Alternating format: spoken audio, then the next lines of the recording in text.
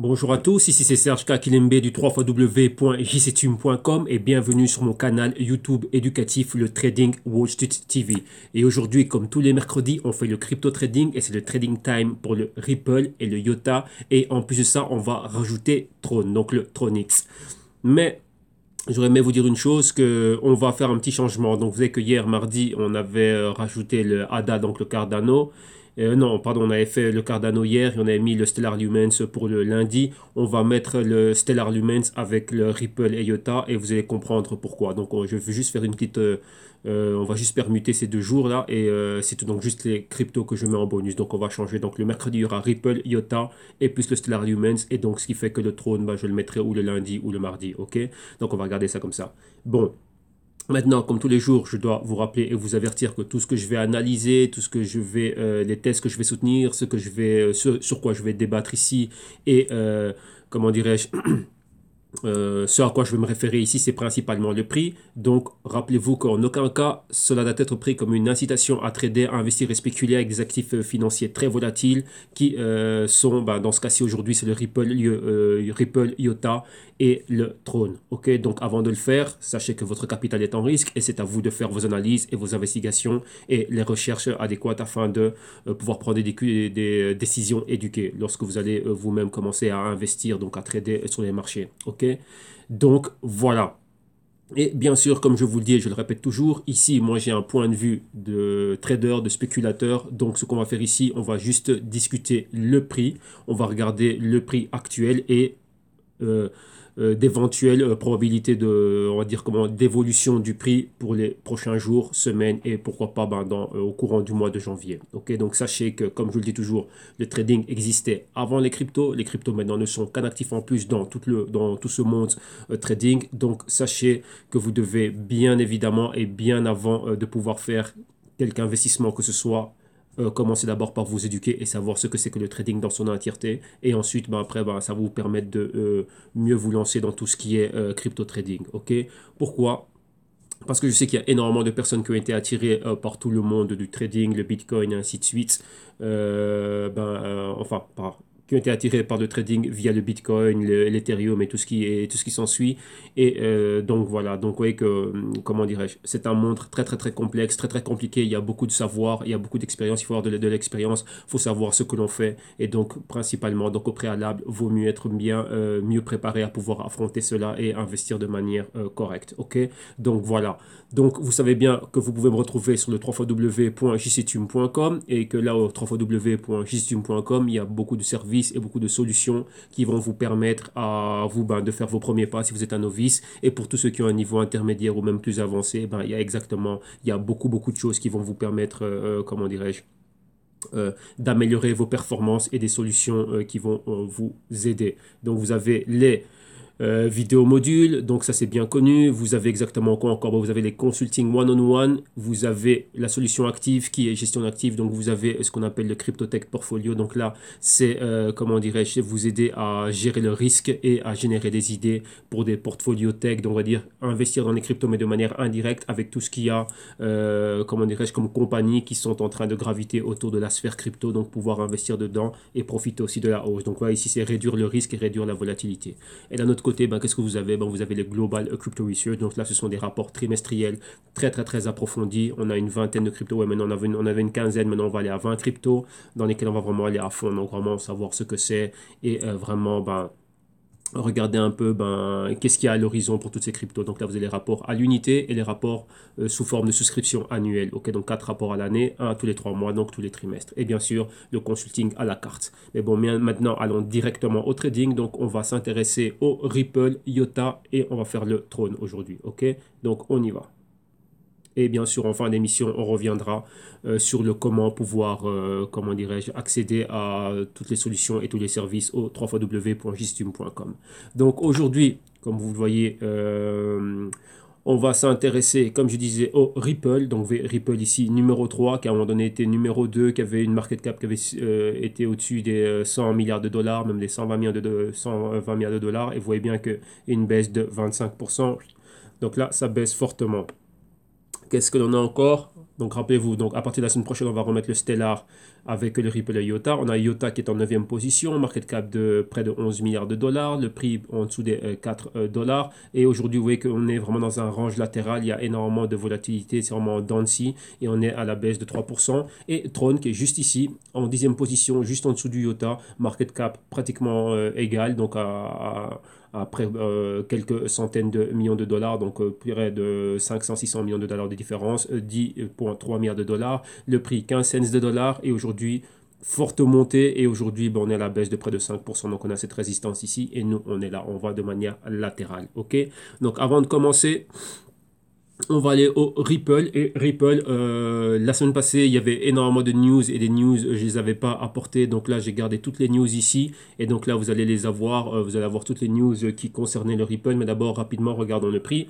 Donc un Ripple, un XRP face au Bitcoin, ça vaut 0,0001337 à la baisse aujourd'hui.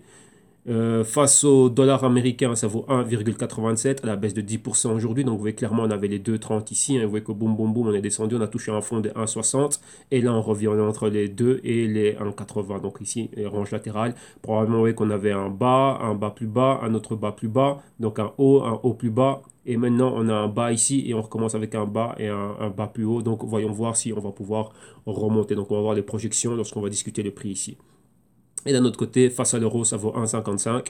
On avait pratiquement quoi ici, les 2 euros ici de résistance. Et vous voyez qu'on est en train de descendre exactement comme on avait vu avec le dollar. Donc un bas plus bas et un haut plus bas à chaque fois. Et ici, on a un bas au 1,40, 1,38. Et depuis lors, on remonte. Donc on a un bas et un bas plus haut ici avec cette résistance ici des 1,70.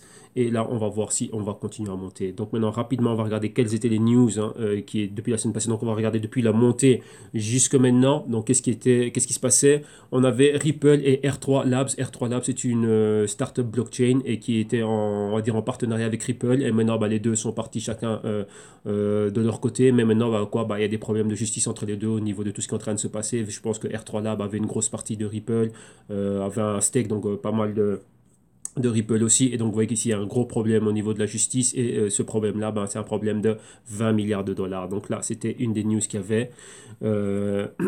Là, maintenant, Ripple, maintenant, on dit que ça devient la première crypto après le Bitcoin à dépasser les 100 milliards de dollars. Mais maintenant, il y a Ethereum aussi. Donc, c'est un article du 3 janvier. Donc là, vous voyez que ça a monté et ça a changé fortement depuis lors. Qu'est-ce qu'on avait encore? Donc, tout ça, c'est pour, comment dirais-je, on revient un peu avant cette montée fulgurante du Ripple. Donc, toujours au niveau du 3 janvier, on avait la market cap du Ripple qui dépassait les 100 milliards. Et il y avait aussi un hedge fund qui était donc le hedge fund XRP qui a été lancé à la même période. Oula, excusez-moi, j'étais trop vite. Voilà. Maintenant, qu'est-ce qui se passe? En parlant de cette grosse montée du Ripple, donc ça c'était au 4 janvier, donc le cofondateur du Ripple, donc monsieur Chris Larsen, était probablement, enfin pas probablement, vu ses holdings qu'il a en Ripple. Et maintenant, donc vu la montée qu'on avait eue, d'après cela, ça fait de lui un grand milliardaire. Et d'après cela, donc je dis bien d'après la montée de prix, donc par rapport aux fluctuations de prix et les holdings que lui il avait, ça fait de lui le 8e homme le plus riche du monde durant quelques instants. Et donc voilà. Mais là, s'il faut le vérifier avec la liste Forbes, ce monsieur n'est pas listé, dedans, on n'a pas vu ce mouvement répertorié. On a vu que cette liste-là, elle prend quand même des personnes qui ont, comment dirais-je, ça va d'année en année. Donc ça ne prend pas des personnes qui arriveraient comme ça rapidement et sont milliardaires, ça descend. Donc il faut vraiment que ce soit bien plus consolidé au-dessus du milliard, et là il va être listé. Donc si Ripple continue comme ça durant tout 2018, en 2019 on verrait probablement son entrée dans la liste Forbes et ainsi de suite. Maintenant, qu'est-ce qui se passe? Ripple Gateway can freeze user funds. Qu'est-ce qui se passe ici? Ici, vous devez comprendre qu'est-ce qui se passe avec cet article, c'est qu'il y a une clause avec Ripple lorsque toute personne vient investir dans le Ripple, donc il y a un stake, donc vraiment beaucoup comment dirais-je, qu'il y a une grosse part dans Ripple Labs, la compagnie, et dans les jetons, donc les XRP. S'il a envie de revendre tous ses jetons, il y a des clauses qui font qu'il ne peut pas tout revendre rapidement. Donc je pense qu'il y a une clause pour revendre, je pense, c'est 1000 Ripple ou 10 000 Ripple à la semaine. Et donc il y a une personne qui collaborait avec Ripple, qui était au sein de l'équipe Ripple, qui a quitté Ripple et qui maintenant a voulu commencer à revendre tout ce qu'il avait. Donc il y avait vraiment beaucoup d'argent. Et la clause a fait que il n'a pas pu revendre tous ses Ripple sur le marché. Il voulait utiliser Bitstamp, et c'est ça a fait que une fois qu'on essaie de revendre plus d'un certain nombre, donc un nombre de Ripple autorisé, ben, automatiquement, c'est freeze, donc c'est-à-dire c'est gelé. Donc il n'a pas pu revendre exactement tout ce qu'il voulait revendre, donc il doit faire ça en petites tranches. Donc ouais, ça c'est exactement, ça c'est vraiment, comment dirais-je, ça c'est quand même assez chaud. Donc ouais, là monsieur ici c'est ça, hein. Donc c'était un des cofondateurs, donc Jed McCaleb, qui a essayé on va dire de liquider ses positions en Ripple. Donc il avait pour des milliards de dollars en Ripple, et maintenant après qu'il ait quitté la compagnie, donc vous voyez comme il est ici, mais comme c'est écrit ici, mais qu'est-ce qu'il y a? Il avait signé un accord, et cet accord lui permettait enfin lui disait, donc stipulait bien clairement qu'il ne pouvait pas vendre plus de 10 000 dollars en valeur de Ripple par semaine. Et donc lui, voilà, il voulait liquider directement 1 million, et ça n'a pas été possible à travers l'exchange Bitstamp, mais là, ça n'a pas été possible. Donc là, il doit faire ça par tranche de 10 000. Donc imaginez-vous, la personne a des milliards en Ripple et ne peut faire que 10 000 à la semaine. Donc vous voyez qu'entre-temps, il peut se passer beaucoup de choses, la valeur du Ripple peut tomber, et si lui, il avait des plans pour être là, voilà, comme vous avez vu, la personne antérieure être un super milliardaire, ce ne sera peut-être pas le cas. Enfin, dans tous les cas, il aura de l'argent, mais avec les fluctuations de prix, voilà. Donc imaginez-vous d'une semaine à une autre, quand vous êtes en train de liquider vos positions, c'est ça la volatilité. Et donc il pourrait voir comment dirais-je, la valeur fortement affectée par les fluctuations de prix.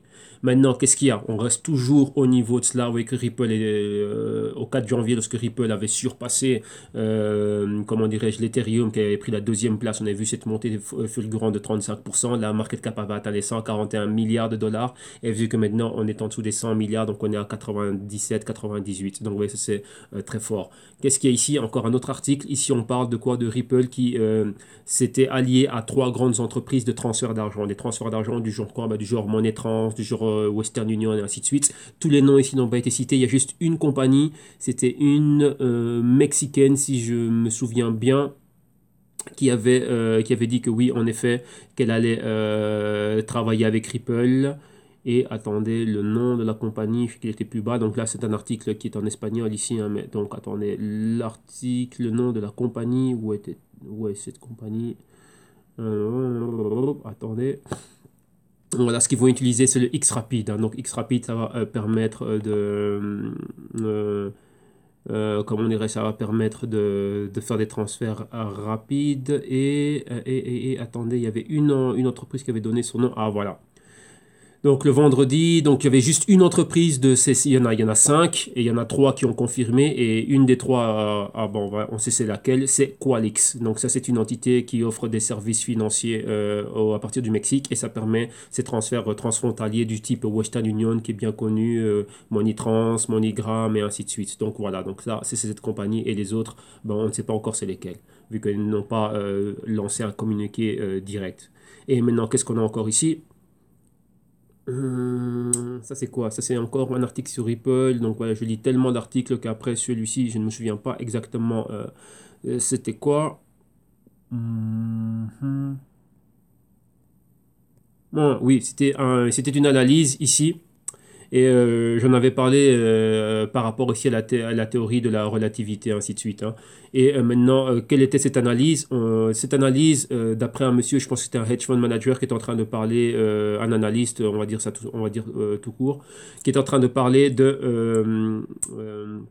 comment dirais-je, de la montée fulgurante qu'il voyait au sein du Ripple. Et à un moment donné, voilà, c'est bien d'avoir, comment dirais-je, une montée fulgurante, mais pour lui, c'était bien plus basé sur la spéculation que sur des fondamentaux. Vous voyez, c'est un peu ce qu'il est en train d'expliquer ici, hein. Donc, il dit qu'il y a une nature très spéculative, et qu'on était réellement en train de pousser les prix du Ripple super haut, mais à un moment donné, c'était aller au-delà de ce qui était fondamental. Ce qui était fondamental, c'était avant, donc en dessous, lorsque le Ripple était en dessous du dollar, donc là, il y avait une forte valeur fondamentale, on voyait clairement, mais dès qu'il a surpassé cette barrière psychologique du dollar, directement après, là, cette montée de prix, elle était basée sur quoi? Sur rien. Vu que, qu'est-ce qu'on a vu? On a vu que toutes les grosses entités du genre Microsoft et pas mal d'autres entités qui, à un moment donné, il y avait des annonces, rappelez-vous, on les a commentées lors des crypto-rapports, qui disaient que oui, qu'ils allaient commencer à travailler, et ainsi de suite, avec Ripple, mais à la fin, il y en a pas mal qui ont commencé à dire, non, on ne va pas venir, non, on n'a pas de partenariat, non, on n'a rien qui est signé, on a juste collaboré sur un projet en commun. Et La grande news qu'il y avait, c'était quoi? Qu'il y avait une cinquantaine de banques, hein, entre la Corée du Sud et le Japon qui allaient commencer à utiliser le Ripple, et ainsi de suite. Et ça, c'était pas encore, comment dirais-je, quelque chose de fait, de concret. C'était, comment dirais-je, commencer à faire des tests. Donc des tests pour voir si oui ou non ça pouvait être fait, si ça pouvait réellement être possible, mais réellement pour venir concrètement avec des contrats pour dire, voilà, à partir d'aujourd'hui, on va abandonner ce que l'on fait et qu'on va travailler exclusivement avec le Ripple pour faire ce que l'on fait. Bah non. Donc vous voyez que là, à un moment donné, fondamentalement, comme il le dit dans l'article, une chose que je vous dis toujours, il faut regarder quelles sont les institutions qui sont derrière, ce qu'elles sont en train de faire et l'utilité qu'elles ont. Cela étant dit, ça on parle d'un cas isolé. Lorsque vous allez sur la page de Ripple, Ripple est bel et bien entouré, est bel et bien financé par des très très grosses entités, surtout des entités bancaires, banques centrales, ainsi de suite, et des grosses banques au niveau international, oui. Mais maintenant il faut une adoption d'autres, comment dirais-je, il faut une adoption et que l'on voit ses fonctions et cette utilité qui soit réellement mainstream, donc bien plus répandue avec d'autres entités qui seraient hors des entités, comment dirais-je, qui financent le Ripple. Donc par exemple, si on a la Banque Santander, BBVA, et on a pas mal de compagnies qui sont dedans, qui eux l'utilisent à un niveau privé, donc qui payent pour le financement et le développement de toute cette fonction, de toute cette utilité. Maintenant, il faut des banques autres que ces banques-là qui vont commencer à l'utiliser au quotidien et que l'on voit vraiment les clients de ces banques qui sont en train de bénéficier de ces fonctions et des caractéristiques et de l'utilité du Ripple. Donc là, c'est à ça qui se réfère. On a les fondamentaux de base qui font que Ripple est un actif, on va dire ça comme ça, qu'est un actif sûr. Pourquoi? Parce qu'il y a des grosses entités qui sont en train de le backer derrière, mais maintenant il faut son acceptation au niveau du mainstream. Donc il faut des personnes qui sont hors de la sphère Ripple qui seraient en train de l'utiliser au quotidien. Et donc là, c'est là qu'il dit que maintenant, les prix que l'on a vus au-delà du dollar américain, bah là, bah, ça repose sur quoi? Bah, c'est purement greed. Donc greed, c'est quoi? Bah, venir spéculer, c'est l'euphorie des investisseurs. Ok, qu'après, ben voilà, ça c'est sous contrôle. Enfin, ça a perdu tout contrôle et ben voilà, ça continue à monter. Donc là, il amène un peu ses analyses, il parle un peu de pas mal de choses, donc c'est super intéressant. Et donc, il s'en réfère aussi à la théorie de la relativité, de la réflexivité plutôt. Et c'était quoi? Ben, c'est dire à un moment donné, les fondamentaux ont été oubliés. Maintenant, tout ce qui est en train de faire bouger, on va dire le prix du Ripple, c'est quoi? Enfin, la fluctuation, donc la hausse, c'est le prix. Les personnes qui voient le prix, qui peuvent pousser le prix bien plus haut. Donc ça fait quoi? Ça va changer la perception des investisseurs au sujet du Ripple, et ce qui fait qu'après, comment dirais-je, le prix et l'engouement des investisseurs, le côté euphorique, va faire en sorte que quoi, les fondamentaux vont s'aligner sur base de l'analyse technique et non sur base de l'analyse fondamentale, donc des fondamentaux qui seraient derrière la montée des prix. Et maintenant, pour finir, qu'est-ce que l'on a encore? Il y avait encore un autre article qui parlait, après, on a vu cette forte montée, et qu'est-ce qu'on a vu après? On a vu une grosse baisse, et quelle était la baisse qui s'est passée? Là, c'était CoinMarketCap, donc la page que l'on regarde, qui a arrêté de lister, donc qui a arrêté de prendre dans sa moyenne de prix, le prix du Ripple provenant des exchanges sud-coréens. Pourquoi? Parce que les exchanges sud-coréens ne permettent pas à des investisseurs internationaux, enfin, il y a tout un blabla, comment dirais-je, qui tourne autour, et la décision de CoinMarketCap d'enlever dans sa moyenne de prix qu'elle fait pour le Ripple, d'enlever les cotations, donc les cotisations provenant de Corée du Sud, a fait que quoi, qu'on voit une espèce de baisse, enfin qu'on a vu cette baisse prononcée au sujet de la cotisation, enfin en rapport à la cotisation du Ripple. Pourquoi? Vu qu'en Corée du Sud, il y a des problèmes de liquidité. Vous voyez que le won coréen, c'est une monnaie, on va dire, qui a un certain degré de problème, comme toutes les monnaies. Mais bon, là, c'est un cas bien particulier. Et en Corée du Sud, rappelez-vous, les personnes utilisent beaucoup de leviers et elles payent un premium.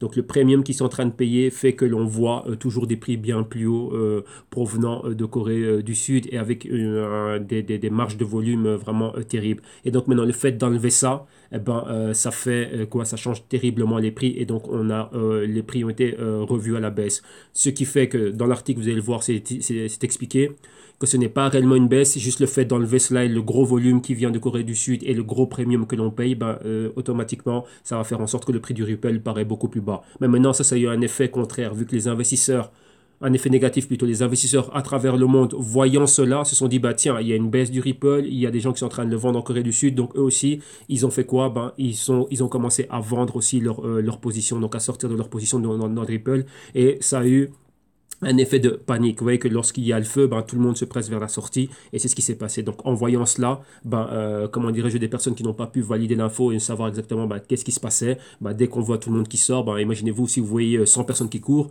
vous êtes là en train de marcher tranquillement, bah, vous allez dire, bah, tiens, il y a un danger, donc vous allez courir aussi. Donc, c'est ça la chose. Donc, bah, après, bah, sans pourtant savoir ce qui se passe, vous voyez des personnes qui courent et qui ont de la panique sur leur visage, bah, vous allez les suivre comment dirais-je, de manière instinctive. Pourquoi? Ben, pour préserver votre vie. C'est un instinct de survie, là. Là, ben, c'est ce qui se passe. Ben, des personnes voient beaucoup de personnes qui sont en train de rusher vers la sortie pour dire, bah, tiens, je liquide mon Ripple et je pars. Ben, beaucoup d'investisseurs ont suivi. Mais là, sachez qu'il s'est passé ça en Corée du Sud et voilà ce que CoinMarketCap a fait. Maintenant, je reviens au ce que je vous disais au début, le pourquoi je vais, comment dirais-je, mettre l'analyse, enfin rajouter l'analyse du Stellar avec l'analyse que l'on va faire ici au sujet du Ripple et du IOTA. Pourquoi? Pourquoi? Bah parce qu'en lisant cet article ici, vous allez comprendre que le Stellar Lumens, donc c'est quoi le XLM, il y a eu cette forte montée à la hausse et cet article explique que quoi? Que le Lumens, donc le XLM, est une bifurcation, donc le Stellar est une bifurcation du Ripple et fait exactement la même chose que le Ripple, sauf que bon, il y a une petite différence. Le Ripple va pour les grosses entités bancaires et le Stellar va dans, comment dirais-je, va pour les particuliers, leur permettre réellement du P2P, donc ouais, des micro-transferts et des micro-transactions et des micro-paiements, nano-paiements, ainsi de suite, entre particulier à particulier.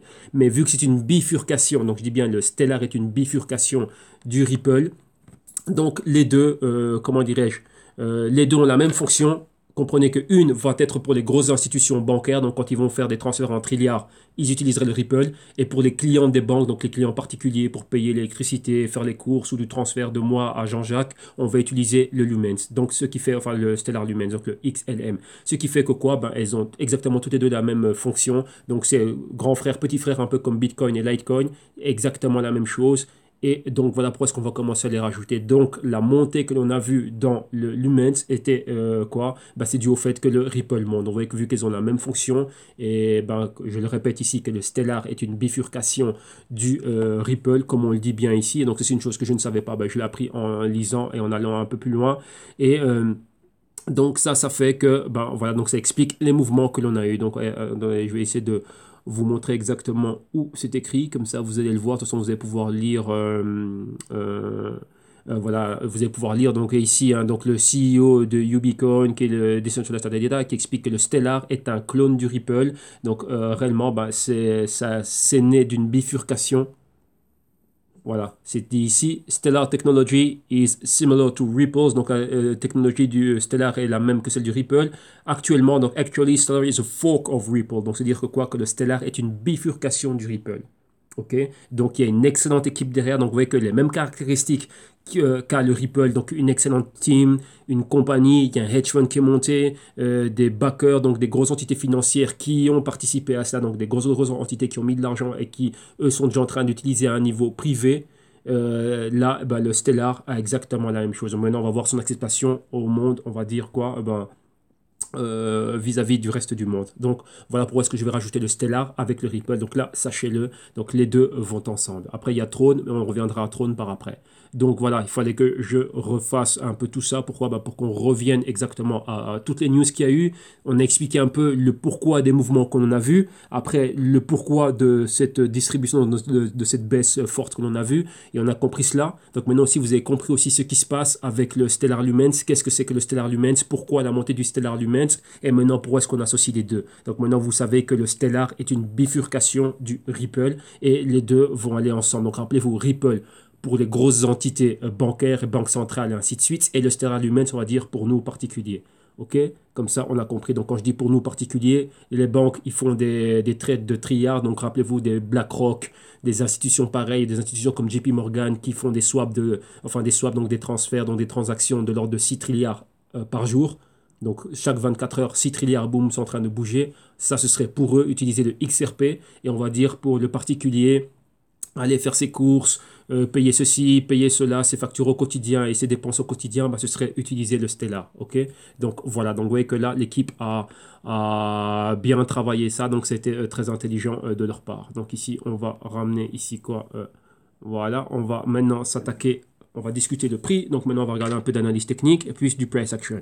Donc vous voyez que ça, c'était important de faire ce qu'on a fait au début. Maintenant, on comprend les choses, on a compris ce qui était derrière ces mouvements, donc quels étaient les catalyseurs derrière ces mouvements, tant à la hausse comme à la baisse. On a vu la nature, on va dire, là où le mouvement était fondamental et où il y a eu un break entre fondamentaux et techniques. Et après, c'est complètement parti dans tout ce qui était 100% spéculatif. Donc, vous voyez, comme il disait, ce mouvement ici, de là au dollar, c'était fondamental. On a compris ce qu'il y avait, donc il y avait des annonces, pas mal de choses. Et une fois qu'on a surpassé le dollar, de tout ça, c'était spéculatif. Donc on a vu la grande montée, on a vu que ça atteint pratiquement les 3,25. Et depuis lors, on a vu cette grande baisse. Donc on voit ici entrée massive de vendeurs, donc de personnes qui sont en train de liquider leur position, comme c'était le cas ici. Mais vous voyez qu'on a continué à pousser bien plus loin. Rappelez-vous, il y a en archive beaucoup d'émissions. Les émissions précédentes où je vous en parle, je dis qu'à arriver à un moment donné, quand même, je suis en train de le dire, la nature est très très très spéculative. Je le disais, donc vous voyez que je ne suis pas le seul à le dire. Et il y a pas mal d'autres personnes, on va dire, on est du même avis, vu qu'on observe les choses comme ça, vu qu'on observe les fondamentaux. À partir de ce moment-ci, il n'y avait plus de fondamentaux. Ici, c'est purement spéculatif. Et maintenant, vous voyez que là, ça revient fortement. Donc là aussi, dans cette baisse, il y a, numéro un, ce qu'il y a aussi, c'est quoi? Donc vous avez vu dans les articles le problème qui s'est passé avec CoinMarketCap. On a enlevé de là la cotisation de prix venant des exchanges asiatiques, surtout sud-coréens. Ça, ce sont les prix de Polynex. Donc là, c'est encore autre chose. Mais ici, quoi? Il y a aussi quoi? La distribution donc, des investisseurs, des traders qui prennent leurs bénéfices. Donc là, on vient à un niveau bien plus normal. On est en graphique weekly. Sur base du graphique weekly, si on prend la clôture ici, donc on a la clôture de cette bougie haussière et ici l'inception de la bougie baissière. Donc on voit qu'on est en dessous des 0,23%, 0,38%, moyenne mobile de 4 semaines, on est là. Donc on a annulé complètement la bougie haussière. Et là, la semaine n'est pas encore finie, on n'est que mercredi. Ok, donc voilà. Ah oui, j'aurais aussi aimé répondre à une question que m'avait posée Trezorus, ici un utilisateur du canal. Il me dit oui que, c'était pas une question, il me dit que voilà, que pour le trading des cryptos, les graphiques journaliers sont mieux pour commencer à regarder les choses, et enfin à regarder les choses et ce qui se passe. Et je lui dis oui, j'étais d'accord avec lui. Et je dirais même quoi, encore mieux qu'un graphique journalier, c'est les graphiques horaires. Maintenant, vous devez comprendre que, comme je le dis, chacun a son système, chacun a son interprétation et sa lecture. Donc moi, la manière dont que j'ai et avec laquelle je lis les marchés, avec laquelle j'arrive à générer des gains, c'est avec une lecture hebdo. Pourquoi? Parce que je suis en dehors de ce qu'est, on va dire, la folie, tout le bruit et toute la folie qu'on a tous les jours. Un jour ça monte, un jour ça baisse, un jour ça descend. Moi, je regarde ce qu'on appelle le big picture. Pourquoi? J'explique rapidement. Lorsque, on va dire, les professionnels, on a toujours tendance à regarder le marché dans différentes unités de temps, comme le font tout le monde. Qu'est-ce que l'on a? On regarde toujours le marché. Premièrement, on commence par des grandes unités de temps pour voir quel est le big picture, donc vous voyez, mensuel. Donc vous voyez, lorsque tu vois ça au niveau mensuel, tu sais exactement où sont les positions. Donc là, je dis pas spécialement pour Trezorus, mais pour toute personne qui se demanderait ça. Donc vous voyez que la bougie mensuelle ici nous donne une indication. Donc déjà, on voit le marché au niveau mensuel, on voit que la tendance était claire. Donc vous voyez, ça c'est une tour. Donc ça c'est le Burj Khalifa de Dubaï. Hein. Comme je dis souvent, boum, on voit une tour comme ça. Donc le marché n'est pas censé monter aussi rapidement, mais ça c'est une fusée. Ça, c'est ça. Donc là, vous voyez qu'on a regardé ça au niveau mensuel. Donc on voit fortement où on va. OK?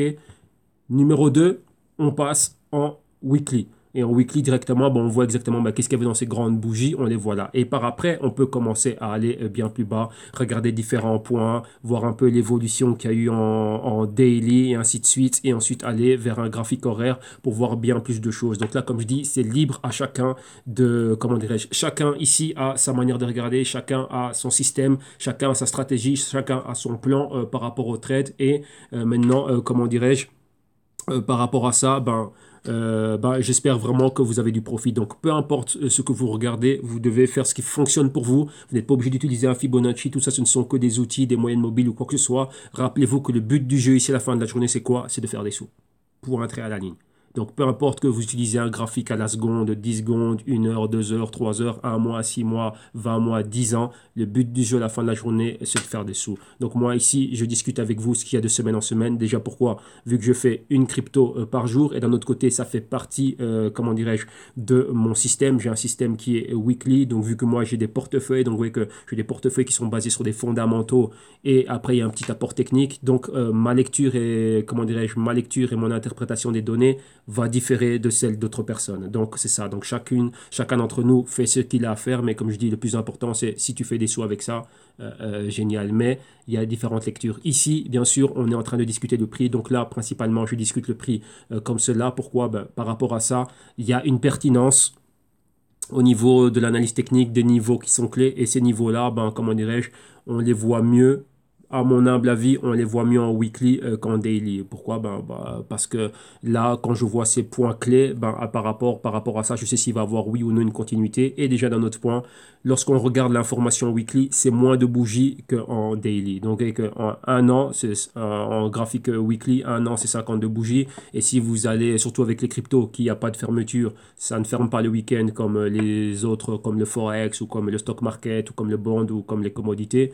Là, vous avez 365 bougies à analyser, comment dirais-je, si vous regardez ça en daily. Donc, ça fait beaucoup d'informations et vous allez voir que les informations des moyennes mobiles, ainsi de suite, ça diffère quand même un peu. Donc, moi, le fait de regarder ça comme ça, c'est pour voir toujours le big picture. Comme je le dis et je le répète toujours, moi, je veux des gros mouvements et voir exactement où je suis. Les niveaux sont exactement les mêmes, mais comme je dis, le marché, je ne regarde pas en graphique. Là, dans les vidéos que j'en archive, vous avez vu, je montre un peu une partie de mon système dans laquelle j'utilise mes feuilles de calcul, dans laquelle j'ai tous les niveaux des analyses horaires et journalières. Je les ai directement dans les feuilles de calcul, ce qui fait que je regarde directement ma feuille de calcul et je vois exactement ce qu'il y a à voir. Donc, vous voyez que, comme je dis, encore une fois, chacun vient avec son propre système. Ok? Donc ici, moi, c'est l'interprétation que je peux avoir. J'amène mon expertise et ici, je peux mieux expliquer les probabilités que l'on est en train de voir. Ok? Donc, voilà.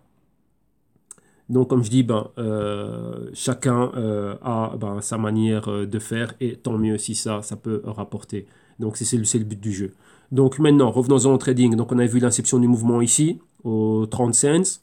Ici, au niveau du graphique weekly, on a les 2,70, donc 2,60, on va dire les 2,60 ici de max. Et depuis là, on avait vu exactement ce qu'on avait ici. Donc, l'entrée forte de vendeurs ici. Donc, on commence à avoir une distribution et on baisse. Et vous voyez qu'on a atteint la moyenne mobile de 4 semaines, pile poil dessus. Et c'est la région aussi du retracement de Fibonacci de 38%. Donc, maintenant, qu'est-ce qu'il y a? Lorsqu'on voit ça, on peut s'attendre à quoi? À une continuité. Regardez ce qu'on a entre la moyenne mobile de 4 semaines et 8 semaines. On a un retracement de 50% et 61% et on arrive au 1,15. Donc ça, c'est de la volatilité. Si on a une continuité ici, on irait bien plus bas ou sinon, on peut continuer à être en mouvement latéral. Donc entre les 2,60 et les 2 dollars. Et bien sûr, des fortes chances pour qu'on aille plus bas si ce sell-off continue. Ok, rappelez-vous que au-dessus des 1,20, 1,50, les mouvements n'étaient plus basés sur les fondamentaux, c'était purement spéculatif. Donc vous avez vu que la théorie, ce qu'on avait vu dans le cercle là, donc, la reflexivity, donc ça c'est ce qui est en train de se passer maintenant. Ce sont la spéculation et le price action qui est en train de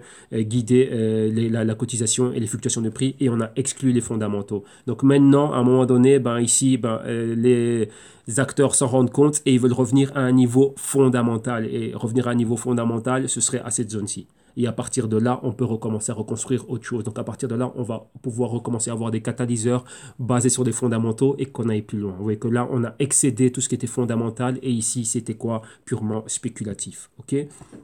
Donc vous voyez que c'est important de pouvoir faire le parallèle entre ce que l'on voit, ce que l'on lit, ce qu'il y a comme information, comme catalyseur et les mouvements. Comme ça, on sait exactement à quoi s'en tenir.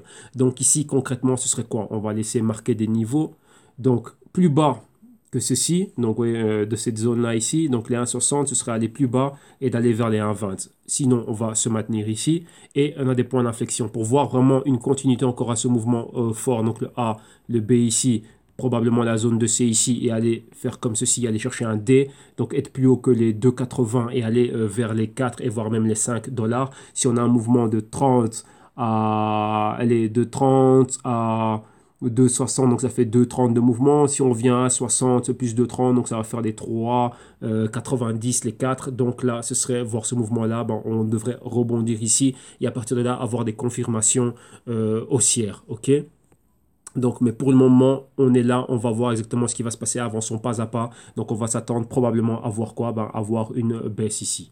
Donc, là, on va continuer. Donc, vous voyez qu'on a, j'ai vraiment bien pris le temps de pouvoir bien établir ces bases-là, comme ça c'est compris, parce que je pense aussi à tous ceux qui sont novice qui viendrait pour qui ce serait la première fois qu'il voit cela, pour qu'il puisse aussi comprendre certaines notions essentielles des concepts et des mécanismes ici des marchés et du trading, et notamment ici avec le Ripple. Ok, donc comme ça, vous avez cela en compréhension. Et si on regarde cela maintenant de manière daily, on voit exactement ce type de mouvement. Donc vous voyez ici, qu'est-ce que l'on a en daily? On a ce genre de mouvement là, on est en train de monter très haut, et vous voyez qu'arriver ici, hein, donc là ce serait quoi? Ouais, ce serait les 2,60, 2,70 ici, vous voyez on commence à baisser. Donc vous voyez la même interaction que la moyenne mobile, 4 jours, 8 jours, 13 jours. Donc on a des convergences entre la moyenne de 4, 8 et la moyenne de 4 jours a déjà atteint la moyenne de 13 jours, et on va descendre vers la moyenne de 21 et 26 jours. Vous voyez qu'on a déjà atteint cela. Donc vous voyez que c'est très pertinent les moyennes mobiles, on les a atteints, on a touché 26 jours et on est là.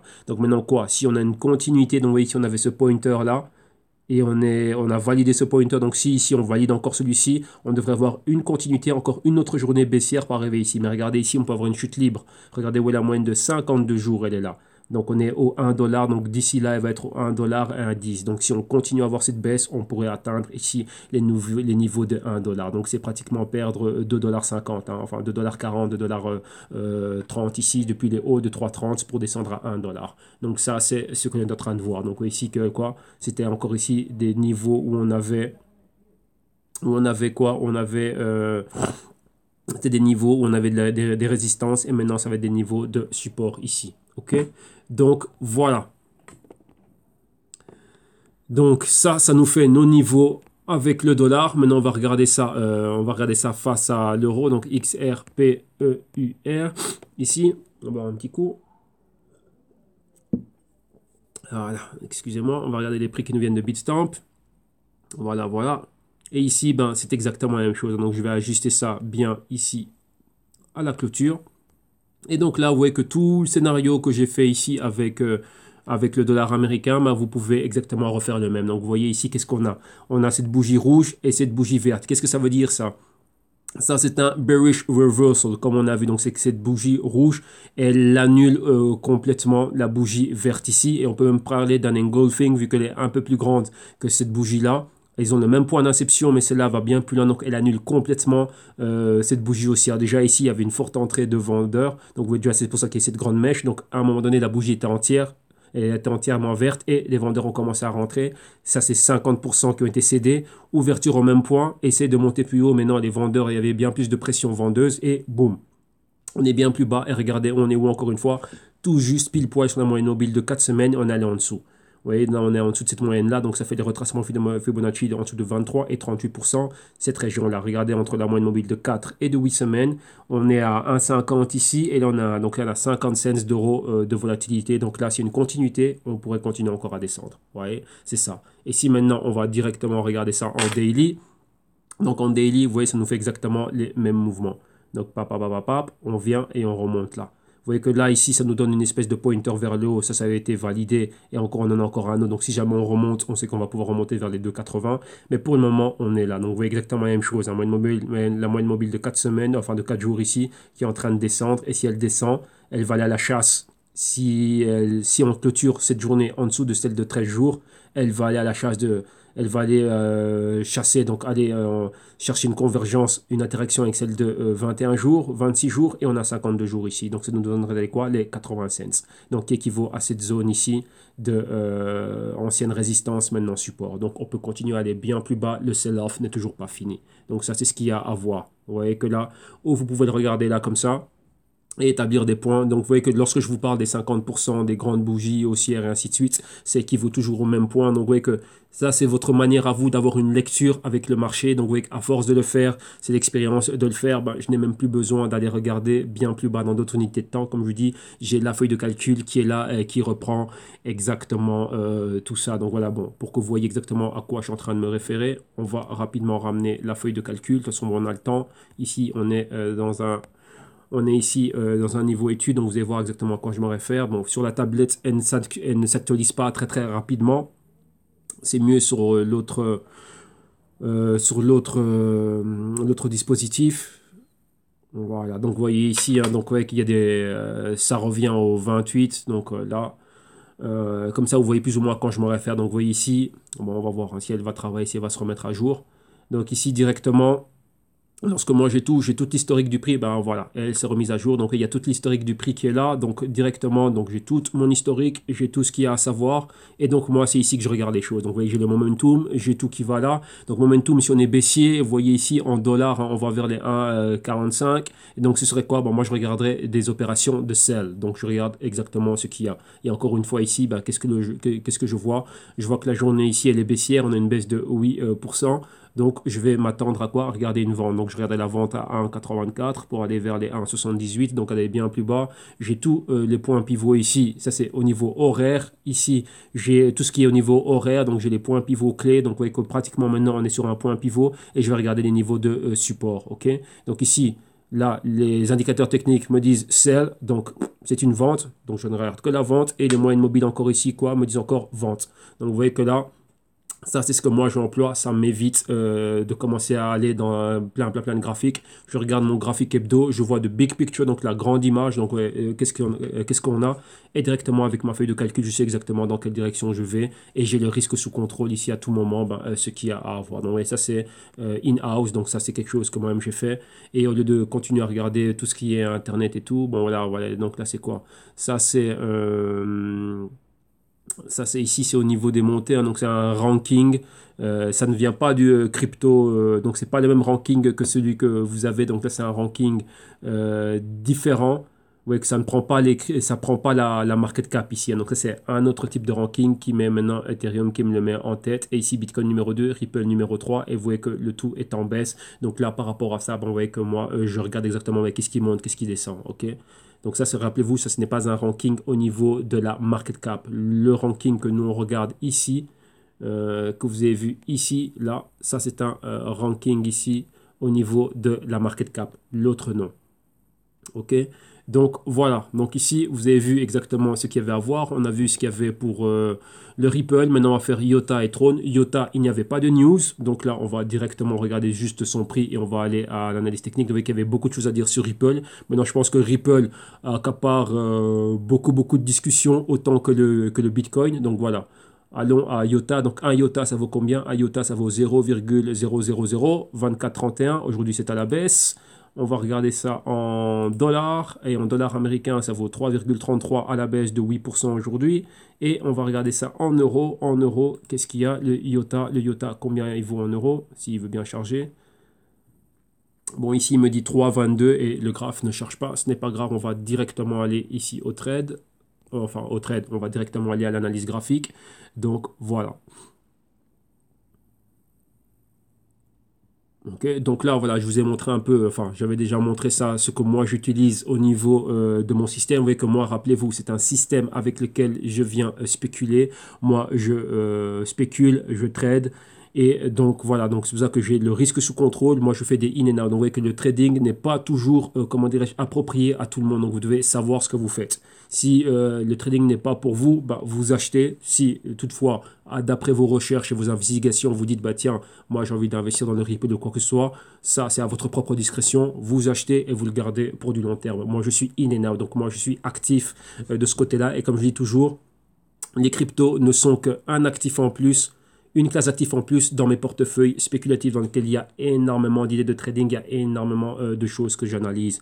Ok, donc voilà. Donc comme ça, vous devez savoir que moi, ce que je fais, bah, c'est ça exactement. Donc maintenant, on va aller à quoi? On va aller au... on est à... Oui, ici, on est à IOTA. Donc, E-I-O-T. Et c'est IOTA face au dollar américain. Ici, voilà. Et IOTA face au dollar américain. On était où? On était là. Donc, et c'était exactement la même chose. Donc, pourquoi est-ce que je suis là? Oui, parce que j'étais en train d'analyser avec d'autres personnes. Donc, on est en train de regarder ça en daily. Donc, quand on voit en daily, on change. Mais moi, je le remets ici. Je remets toujours mon Fibo à la clôture. Parce que c'est là où se passe toute l'action. Et comme vous pouvez le voir ici, attendez, on va sauvegarder ça. Donc, comme vous le voyez ici, on est en drapeau haussier. Donc, on est clairement dans un bullish flag ici. Donc, non, on va mettre, pour qu'on puisse voir les mèches aussi, c'est important. C'est des informations. Voilà, on a ça comme ça. Donc, vous voyez, on est clairement dans un bullish flag. Donc, on va dessiner rapidement à l'écran. Donc, on a ceci et on a un drapeau haussier. On est là. On a les pointers. Ça nous fait un tweet the top. Donc là, baisse claire. et on nous pointe quoi? Les 6 dollars pour le IOTA. Donc vous voyez qu'on est là. On voyez toujours, on avait un avant et maintenant on a un après. Donc vous voyez comment c'est monté fortement. Et vous voyez ici, on a un équilibre entre acheteur et vendeur. On a ce gros pointer bien bas, vous voyez qu'il est revenu pratiquement à là où on avait l'ancienne résistance. Hein, donc là où le prix est encore normal ici, donc au 1 dollar. Et clairement, tout ce qu'on a au-dessus, ben là, c'était fort. Donc là, si on a une baisse, ça c'est des niveaux auxquels on pourrait baisser fortement. Donc vous voyez ici, beaucoup de vendeurs sont rentrés. Tous ceux qui sont rentrés ici, qui prennent leurs bénéfices. Mais maintenant, on a quoi? On commence à avoir un A. On a la zone B et la zone C. Donc B et C, on est là. Donc ici, si vraiment on se stabilise, on pourrait remonter, mais on voit que le même tuyau top qu'on a ici, on est encore là. Donc là, on rejette les prix plus haut et vous voyez on reste vraiment dans ce qu'on appelle ici un mouvement horizontal. Donc on est entre les 3,30 et les 4,50. Donc là, on reste là. On est horizontal, vous voyez qu'on ne va nulle part. Mais on est toujours au-dessus de quoi? De la partie supérieure de cette bougie verte ici. Donc là, je dessine beaucoup de choses à l'écran. On va bouger ça un peu. Donc on est là, on s'attend à faire ceci, avoir un nouveau canal. Vous voyez la bougie verte, on est là. La zone de Fibonacci 50%, elle est ici. Donc on est dans la partie supérieure. Donc étant dans la partie supérieure, là vous allez pouvoir le voir dans les graphiques 1 heure, horaire, ainsi de suite. Vous voyez qu'on est dans, il y a un point pivot ici quelque part et on est dans la partie supérieure, donc on est dans la partie achat. Tant qu'on reste ici, on se dit que tiens, il y a toujours des fortes probabilités qu'on puisse aller à l'achat. C'est si on est en dessous de cette zone, donc en dessous de la zone de 38%, bah là, ça commence à devenir alarmant. Là, pourquoi? On va pouvoir avoir des continuités à ces mouvements baissiers. Regardez, moyenne mobile de 8 semaines ici qui atteint les 3 et on a 13 semaines là. Donc là, on pourra aller là-dessus. Regardez la moyenne mobile de 4 semaines qui est ici. Elle va à la chasse. Elle va quoi? Elle va vers le bas. Donc ça explique ce mouvement et cette continuité de mouvement là. Donc on pourra aller bien plus bas si toutefois on a une continuité ici. Vous voyez en dessous de ce niveau là, si elle va bien plus bas et qu'elle est en dessous de la moyenne mobile de 8 semaines ici, boum, on peut aller directement vers la moyenne mobile de 13 semaines. Donc le point de retracement de 62% de Fibonacci. Donc ce serait les 2 dollars exactement. Ok, donc ça, c'est ce que l'on voit. Donc pour le moment, la pression, elle est bien plus vendeuse, mais des personnes sont en train de profiter, de rentrer pour, comment dirais-je, avoir des holdings dans le IOTA, mais la pression est bien plus forte, bien plus importante du côté des vendeurs. Donc ce sell-off n'a pas encore fini. Donc là, on est en lévitation. Et pour le moment, il n'y a pas de catalyseur puissant qui nous ramène ça vers le haut. Ok, donc voilà. Ça, c'est pour le IOTA. Maintenant, on va regarder IOTA face à, comment il s'appelle, IOTA face à l'euro. On va voir si on a l'euro ici, si on peut le regarder. Bah non, il n'y a pas d'euro, donc désolé, pas d'euro. Voilà, donc on va directement passer à Tron. Donc le Tronix, ouais, ce nom, on lui donne le nom de Tronix. Donc le TRX. Et TRX aussi, on a vu qu'il y avait beaucoup de montées. On va d'abord regarder le prix. Donc ça vaut combien? Donc vous voyez ici par rapport au Bitcoin, ça vaut 0,00076,4 et c'est à la baisse de près de 20%, donc près de 19% aujourd'hui. Et par rapport au dollar américain, ça vaut 0,10 cents, 74 de dollars. Et donc, c'est à la baisse de près de 23% aujourd'hui. Donc, avec les 0,14 ici de résistance. Et on est là. Donc, on a un bas au 0,11, un autre bas au 0,10. Donc, on peut dire qu'on est dans cette zone ici baissière. Et là, on est en train de décoller petit à petit. Maintenant, il y avait quelques news, jeu du trône. Et quelque chose que j'ai lu, je me dis, ah bon, tiens, ça, c'est quand même pas mal. C'est quand même fort, ça. Donc, qu'est-ce qu'on a? Numéro 1, on va parler de cette hausse de Tron. Donc Tron est monté de 150% et c'était au 4 janvier. Et donc voilà, donc il y a pourquoi? Parce qu'on parlait des probables major partnerships. Donc vous voyez un peu comme avec le Ripple. Là. Donc on parle de, oui, tiens, des grosses compagnies qui vont venir, qui vont être là, qui vont commencer à supporter le Tron, qui vont commencer à utiliser le Tron, et ainsi de suite. Donc là, qu'est-ce que l'on a vu? Ben boum, des annonces pareilles. C'est des forts catalyseurs. Rappelez-vous, je le dis toujours, que quoi? Que le Tron, enfin même pas Tron, que les crypto-monnaies sont très sensibles aux catalyseurs. Dès qu'il y a un catalyseur, boum, ça va monter. Et le fondateur ici, Justin Sun, est en train d'en parler parce qu'il parle qu'il y a des partnerships avec des compagnies publiques et des compagnies publiques qui viendraient du Nasdaq et ainsi de suite. Hein. Donc voilà. Donc là, il est en train de parler de ça. Il dit que, bah, tiens, que ces partenariats vont arriver rapidement. Donc, vous voyez que ça, c'était un buzz et ça fait ça. Maintenant, qu'est-ce qu'il dit? Et comme il dit qu'il y a bien plus de choses qui étaient expliquées au niveau de leur white paper. Donc, retenez bien ce mot ici, white paper. Et maintenant, qu'est-ce qui se passe avec le white paper? Lorsque vous regardez le white paper, il y a eu un article qui est paru hier le 9, et qui disait que le white paper de Tron était un plagiat de Filecoin et de IFPS. Et donc directement, juste après, qu'est-ce qu'ils ont fait? Ils ont retiré le white paper de leur page. Et donc il y avait des personnes qui ont accusé Throne de plagiat. Pourquoi? Parce que ces personnes ici, vous voyez, beaucoup de gens sur Twitter qui ont commencé à en parler. Donc rappelez-vous, je vous dis toujours la puissance de Twitter. Il faut toujours savoir ce qui se passe sur Twitter. C'est un endroit où vous allez pouvoir avoir énormément de news de manière instantanée. Et vous voyez ici, donc il y a un lien direct vers le white paper de Throne, mais il a été enlevé. Donc je ne sais pas s'il est encore là. Donc vous pouvez essayer d'aller cliquer dessus. On dit que c'était une copie de Filecoin et de IFPS. Tiens, vu qu'on est dessus, on va cliquer, on est sur le net. Et on va essayer de voir, voilà, je l'ai téléchargé ici. Et voilà, là c'est le white paper de Throne. Le white paper de Throne est là. Bon, là c'est plutôt le black paper.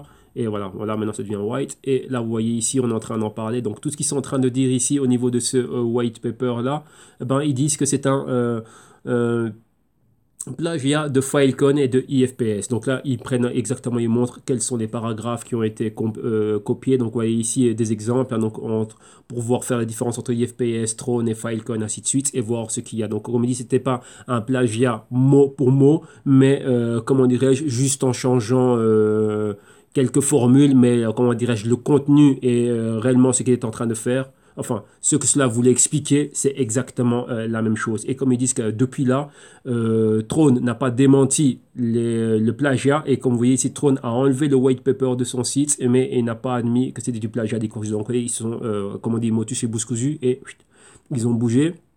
Et beaucoup de personnes disent que le white paper était toujours disponible sur leur page. Donc vous voyez qu'ici on a pu le télécharger directement, bon, vu que comment dirais-je, la page de news nous l'a mis. Et à partir de la page directement de Throne, il faut aller dans les pages archivées de la web pour pouvoir voir que c'était listé au départ et ainsi de suite. Donc voilà, que là, c'est super intéressant. Donc vous voyez que il faut toujours aller bien plus loin.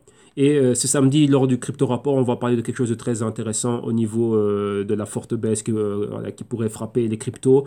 Et c'est ce genre de choses que je pense que c'est un des fondateurs, enfin un des cofondateurs ou développeurs d'Ethereum qui parlait de ça. Il dit que s'il y a un crack, il souhaite, enfin pas qu'il souhaite, mais il aimerait vraiment voir un crack, donc un gros crash dans le marché des cryptos. Pourquoi?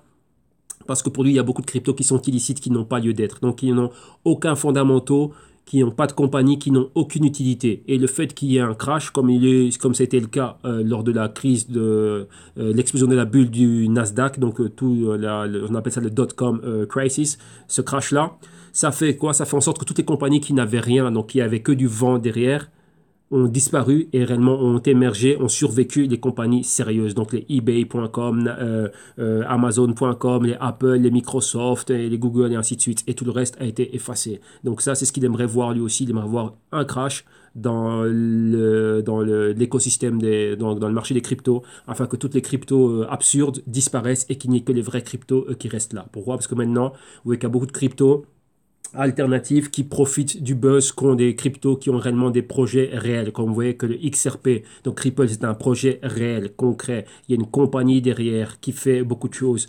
Veritasium, comme vous savez que moi j'étais en contact directement avec le fondateur du Veritasium. J'ai eu l'occasion de parler avec lui, d'échanger beaucoup de mails avec lui. Et pour pas mal de business, ils ont un projet concret, sérieux derrière. Stellar Lumens, qui est une bifurcation du Ripple, a un projet concret, réel. Vous voyez que c'est ce genre de compagnie qui vont subsister. Donc même s'il y a une grosse baisse, mais après ils reviendront. Pourquoi? Parce qu'il y a une réelle utilité et ils amènent réellement quelque chose. Donc, par exemple Ethereum, toutes ces choses-là.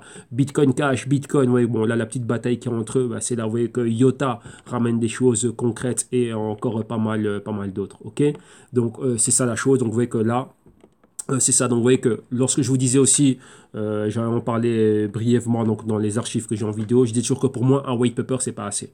Parce qu'un white paper, moi aussi je peux en écrire un, je fais Searchcoin et je fais mon white paper pour dire comme quoi je vais améliorer la vie de tous les citoyens, et voilà, et ce n'est qu'un white paper, ce n'est pas assez. Je ne peux pas investir dans quelque chose juste avec un white paper. Vous voyez que, voilà, venant du monde des actions, oui, je peux être vieux jeu, mais le monde des actions m'a appris à décortiquer une entreprise, à faire de l'analyse fondamentale. Et ça m'aide à regarder quels sont les projets. Donc rappelez-vous, quand vous faites des fondamentaux, les compagnies publiques, de par la loi, doivent publier tout ce qu'elles font au niveau financier, livre comptable, tout, donc on sait tout. Donc nous, par rapport aux chiffres qu'ils nous donnent, on peut les reprendre, remettre tout dans nos feuilles de calcul et regarder, tiens, si lui me dit ça, moi j'arrive pas j'arrive pas à la même chose. Donc pour moi, c'est un short, c'est une vente. Vous voyez que je peux prendre une éducation, une décision éduquée. Mais ici, avec un white paper, c'est quoi? La compagnie n'émet rien du tout. On ne sait pas ce qu'elles font. Donc, vous avez vu, il y a beaucoup de cas de fraude, hein, des personnes qui viennent, une ICO, boum, après ils partent. Ah, il n'y avait rien derrière. Ben non. Vous voyez qu'avec un white paper, ce n'est pas assez. Ouais, ben c'est ça, c'est la typique personne qui va vous arrêter au coin de la rue. Ah, tiens, regarde, j'ai une montre, c'est une Rolex. C'est pas parce qu'il y a marqué Rolex sur une boîte et Rolex sur une montre que c'est une vraie Rolex. Vous comprenez ce que je veux dire? Eh ben, c'est la même chose. Après, vous avez vendu un truc, vous prenez la montre, vous l'avez acheté à je ne sais pas à quel prix, vous êtes dans un véritable magasin Rolex ou chez un véritable bijoutier, vous dites, mais monsieur, vous êtes fait arnaquer, ceci n'est pas une vraie Rolex. Pourquoi? Parce que c'était juste marqué Rolex dessus. Vous voyez, ce n'est pas ça. Ouais. C'est comme ici, on a un white paper, ça ne veut pas dire qu'il y a un white paper ou quoi que ce soit d'autre avec ci, ça, le bien qu'on va faire à l'humanité, ben, qu'il y a quelque chose derrière, vu que là, on ne le sait pas. Donc, c'est ça aussi le problème de la nature non régulée des cryptos. Ok, donc je dis que là, je dis que vous devez faire attention à ce que vous faites, vous devez faire vos analyses et les fondamentaux sont comment dire, importants ici. Pourquoi? Parce que vous allez pouvoir aller au-delà. Donc vous-même, vous allez pouvoir évaluer si oui ou non ce que cela raconte. Un, c'est possible, ou c'est une utopie complète, ou ben ça peut être possible, mais tiens, il y a déjà telle compagnie qui le fait. Donc toi, si tu ne me montres pas, si tu ne démontres pas ta capacité à surpasser et à être en compétition avec des plus grosses baleines que toi dans ce même domaine, dans cette industrie, eh ben, tu n'auras aucune chance de survie. Ouais, c'est ça. Donc ça, c'est très important de le savoir. Et donc voilà, donc là, vous voyez directement des compagnies pareilles, ils ont été exposés et on voit la fraude qu'il y a. Donc vous voyez que tout et n'importe qui, donc vous-même qui vous êtes en train de m'écouter, vous pouvez faire votre white paper et le mettre là, mais vous voyez que ce n'est pas assez. Rappelez-vous que ce sont des startups. Et les startups, ils sont en train de se donner des coups de coude. Il y a une bataille terrible à feu et à sang, à ongles, bec, dents, tout ce que vous voulez, afin d'être dans de pouvoir avoir ce financement important venant de ces grosses compagnies et l'utilité, comment dirais-je, au niveau global. Mais ça, avec un white paper, ce n'est pas assez. Donc, ouais, que vos analyses aussi doivent aller plus loin. Mais cependant, la nature spéculative, donc pouvoir profiter des mouvements de prix, bien, mais faut sortir à temps. Ok, voilà. Donc maintenant, on va s'intéresser au trade. On va regarder un peu ce qui se passe ici au niveau du trade. Voilà. Donc continuons ici. Et on va terminer avec le trône. Si toutefois il veut bien. Donc rappelez-vous, à partir de la semaine prochaine, on va rajouter le Stellar, vu qu'on a vu que c'est lié au Ripple. Donc comme ça, on aura Ripple, Stellar et IOTA. Et ça va être bien plus, on va dire, ça va être bien plus logique de pouvoir faire cela. Donc on va pouvoir avoir les deux en parallèle et voir réellement les montées, les baisses. Donc rappelez-vous un peu comme il y avait avec le Bitcoin et le Bitcoin Cash. Quand on voit Bitcoin qui monte, Bitcoin Cash qui descend, la guerre entre les deux. Donc là on va voir si on va arriver à un scénario pareil. Mais je vois qu'ici, ils ont bien séparé la chose dès le début. Donc je pense pas qu'on va avoir ce genre de problème ici. Hein. Donc nous, c'est le trône, donc c'est le TRX pardon, face au dollar américain. Alors si c'est listé, voilà. Et on va regarder quoi nous. On va en prendre un dans lequel on a pas mal de data. J'espère que celui-là, il a pas mal de data. Bon, voilà. Donc là, ici, on va commenter rapidement ce que l'on voit et on va aller en daily parce que c'est plus intéressant au niveau daily. Donc ici, qu'est-ce que l'on a ici? Donc on voit bien là où il était. Ici au niveau baissier, donc vous voyez que ça ne valait pratiquement rien, donc c'était pratiquement 0 cents, 1 cent. Et depuis là, on a vu cette montée. Après ici, boum, super forte montée, comme toutes les cryptos. Et après, à un moment donné, on a eu ça. Donc vous voyez que beaucoup de personnes ont profité pour venir prendre leur bénéfice. Donc vous voyez des 17 cents ici de résistance. Pointer ici les 22 cents. Moyenne mobile de 4 semaines ici exactement sur les quoi? Sur les 8 cents. Et pour le moment on est ici à 11 cents. Donc vous voyez qu'on a touché ici la moyenne mobile de 4 semaines. Celle de 8 semaines est là à ce niveau de résistance ici. Donc les 5 cents. Et maintenant on est là. Donc comme vous pouvez le voir, le mouvement, si on prend le mouvement ici, on est pratiquement en dessous de même des 50%, 61% de retracement. Donc on est là donc maintenant avec une forte entrée de vendeurs. Donc on verra si on a une continuité ici, on pourrait voir cela continuer à baisser. Donc vous voyez qu'on est tout juste à moyenne mobile de 4 semaines. Donc continuité ici, clôture en dessous de la moyenne mobile de 4 semaines et on va aller en interaction avec la moyenne mobile de 8 semaines. Donc pour le moment, on reste baissier. Donc ça a profité d'une forte hausse, mais maintenant vous voyez que si on rajoute à ça aussi le problème qu'il y a derrière ce qu'on vient de voir, ça peut leur porter préjudice et les investisseurs pourraient se dire non, écoute, votre projet c'est du vent, revenez avec un meilleur white paper et ensuite on verra. Donc ici, on voit la chose. Et qu'est-ce que l'on en a exactement le même mouvement? Donc vous voyez clairement ce qui s'est passé. Vous voyez ici la moyenne mobile de 4 jours et de 8 jours. Vous voyez le point de convergence ici. Si 4 jours clôturent en dessous de 8 jours et que ça continue à la fin de cette journée d'ici, cette journée ici, qu'est-ce qu'on va avoir? Direction la moyenne mobile de 13 jours. Donc vous voyez là, on a déjà ici des rejections. Donc on est en train de rejeter la moyenne mobile de 13 jours une fois, deux fois. Et vous voyez qu'il y a peu de volatilité entre 13 jours et 21, 26 jours et 52 jours ici. Donc là, on pourrait voir quoi? Une continuité à ce mouvement. Pour le moment ici, on a une espèce de tweezer top. Donc c'est en train de rejeter tweezer bottom. Donc ici, ça prend ici ce niveau-là comme étant un support. Vous voyez ici, on avait ça comme résistance, donc un tweezer top. Donc rejet ici, on va à la baisse. Et ici, il peut avoir un rejet et on peut aller à la hausse. Donc concrètement, ce serait quoi?